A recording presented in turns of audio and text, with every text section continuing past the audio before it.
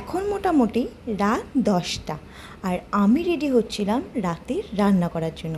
আর ঠিক তখনই রাজা বলে উঠল, কোথায় রান্না করবো না? রান্না করতে হবে না। আর আমিও তারপর তড়িঘড়ি করে চাবি নিয়ে চলো বেরিয়ে পড়ি। আজকে আজকে আমরা আমাদের দুনিয়ায়। তো আজকে রাতে রান্নাটা করতে হবে না, বেশ ভালোই লাগলো। তো দুজন মিলে আজকে আমরা বেরিয়ে পড়েছিলাম সেখানে।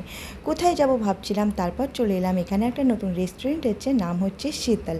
এটা হচ্ছে আমাদের জিএমসির পাশেই, আর এটা একদমই নতুন হয়েছে। আর এখানে খাবার নাকি বেশ ভীষণ সুন্দর। এর আগের দিন রাজা নাকি খেতে এসেছিলো এখানে। আর এখানে সব ভেজই পাওয়া যায়, একদম ননভেজ কিন্তু পাওয়া যায় না। আর ভেজ থালিগুলো কিন্তু বেশ ব্যাপক ছিল। আর আমরা নিয়ে নিয়েছিলাম যে নর্থ ইন্ডিয়ান থালি।